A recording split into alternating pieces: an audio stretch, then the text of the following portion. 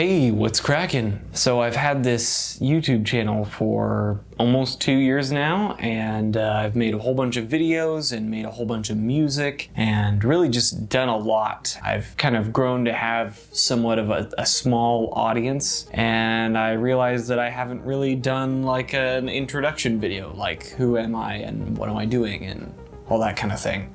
So this is gonna be it. So for those of you who don't know me in real life, hi, I'm Phi and I'm 20 years old and I live in Arizona in the United States. It's super hot and I hate it. I probably identify most with the city of Tucson, not because that's where I live out in the middle of nowhere, but because that's where I spend most of my time, I guess. My pronouns are he or they, and I'm most comfortable with they, but whichever one is fine. I've been obsessed with music basically since I could consciously listen to it, since I knew it existed. So I've been playing my primary instrument, the drums, for about 18 years. But aside from the drums, I also play guitar, bass, a little bit of keyboard. I played viola for a while, so I can do a little bit of everything. I'm always open to learning new instruments. I kind of have the personality that I want to learn as much as I can every single day.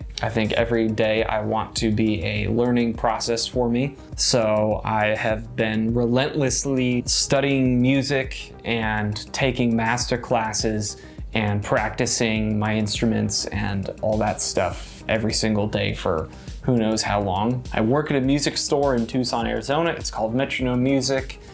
You can check it out in the link in the description below. We have some really cool stuff, and that's where I get like half of my music gear because I get employee discounts and it's pretty great. As far as the kind of music I make, I don't really know. It's some kind of electronic, it's some blend of house and synthwave and dark electronica, down-tempo, French house, ambient, kind of a little bit of everything. Very much inspired by really dark, heavy, like Nine Inch Nails, Carpenter Brut. A couple of my biggest inspirations who I've actually had the pleasure of talking to are a couple of guys. One of them is Ronald Jenkins.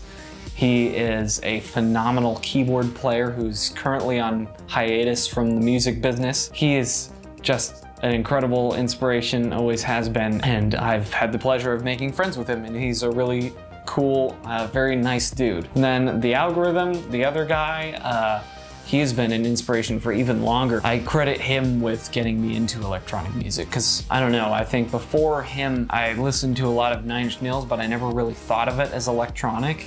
I think I was really listening to them because of how heavy it was. And so I listened to a lot of like 90s industrial rock and metal from the early 2000s, that kind of thing. I was never really into the whole nu metal thing, but I certainly appreciated it. But back in the day when iTunes Radio was the thing, I would sit there and play Minecraft on my laptop and listen to the Nine Inch Nails radio station. And that brought up a whole bunch of the, like I said, kind of the industrial metal 90s stuff. And then I would listen to stations that branched off of that. And from there, I got to artists who were doing metal stuff like Circles and Uneven Structure. Then from there, I branched off even further and I started listening to The Algorithm because he was on, I think, both of their radio stations. And I felt like his stuff it really just like smacked me in the face because I was like, whoa, I've never heard someone combine metal and electronic before. And then I was like, well, wait a minute, I didn't really like electronic before, but now I really do. Like the way he does it, it's so heavy and I love it.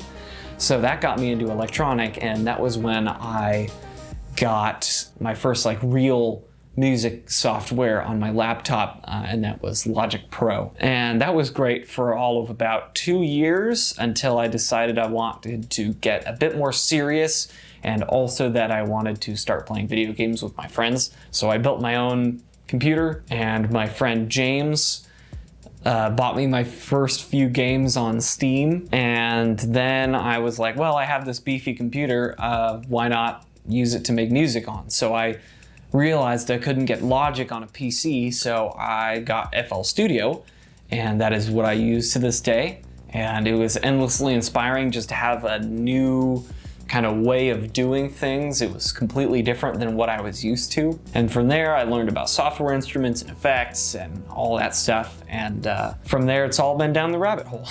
I mentioned video games, but video games have always been kind of a big deal to me. Ever since the first time I played a video game, which was probably somewhere around 2007 or 2008. And the first video game I ever played, I remember, was on the Game Boy Advance SP, and it was Metroid Zero Mission. I think I actually have the physical copy, like the exact one right here. This is, to this day, one of my favorite video games of all time, and it's for a number of reasons, just because of the music and the art style and the story and everything. I have always loved the Metroid series. In fact, it's probably my favorite series of video games, just for all those reasons. And it really got me hooked on video games. So from there, you know, the logical progression of things is like, you know, I played Super Mario, and then I was like, oh, this is cool. Played a whole bunch of other Game Boy Advance games like Mega Man, and then from there we got a Wii, and I started playing Mario Kart and all the Mega Man X games. I got into all the Metroid Prime games, and yeah, that really just like set me up for loving video games. And then from there I went to Minecraft, as most 12-year-olds do, in 2014. Kind of launched me into the computer gaming segment of things.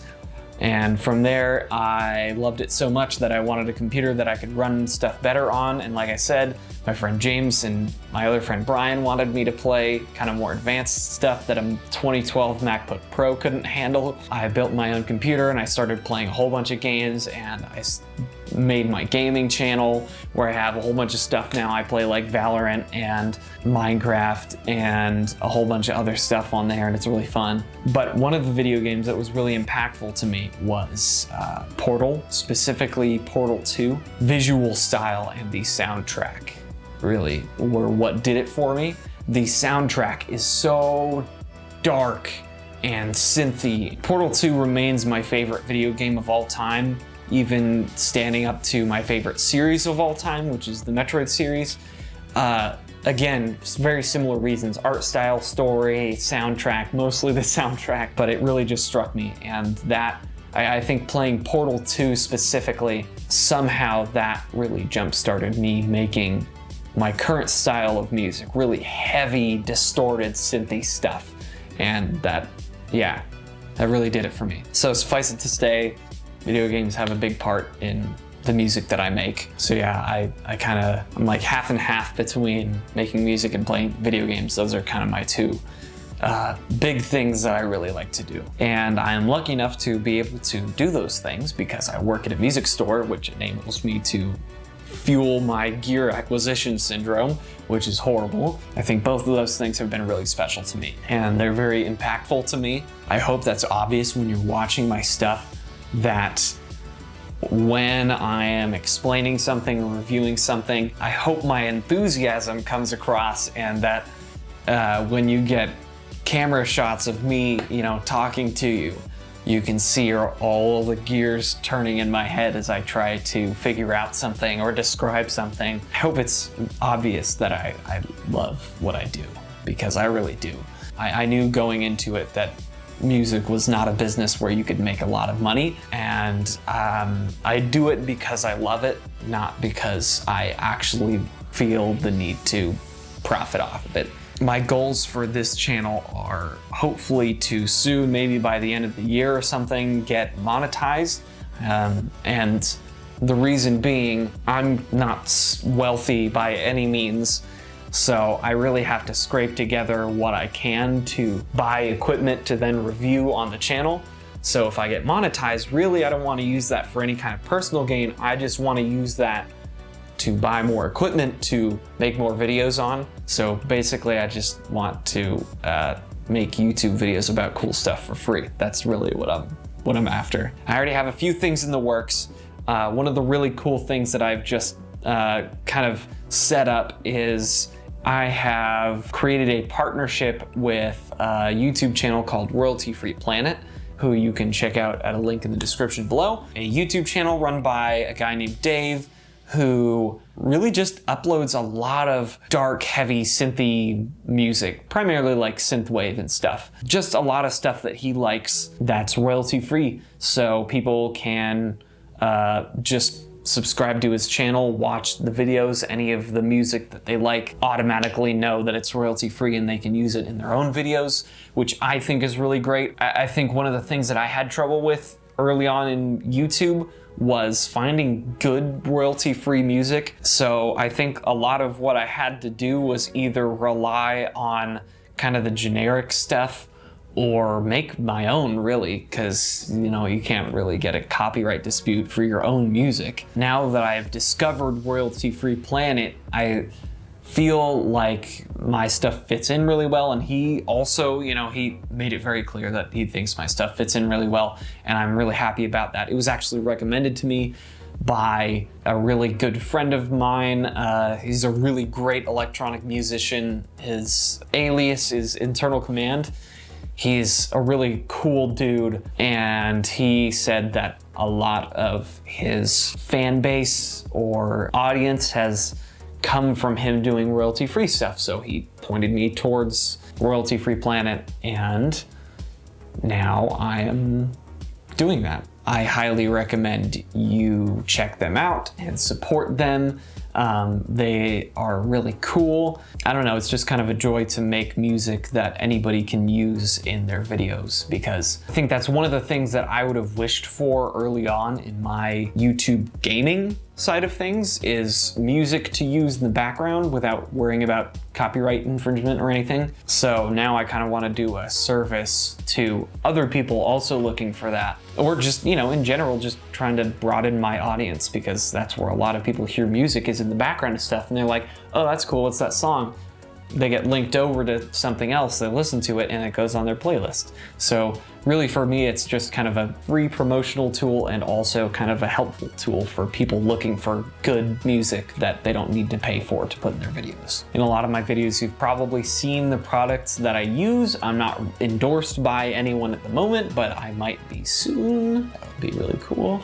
But to sum it up, I use an Agile guitar and an EART guitar, and I use Jaquetto picks that are amazing. I have 2 of them right now, and I'm planning on getting more because they're the best picks I've ever used. I try to keep to relatively small brands, support the kind of smaller up-and-coming companies that are just trying to make it in the world, and you know, because I feel for them, and it makes me feel good. But yeah, that has been an introduction to me and what I do. I am Phi, and I make weird, heavy, synthy music and metal. And if you wanted to check out the metal side of things, you can check out Gaia.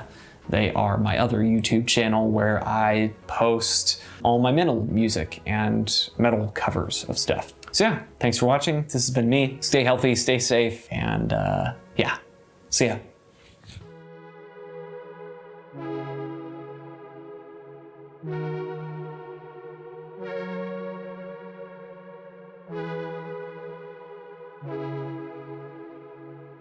Thank you.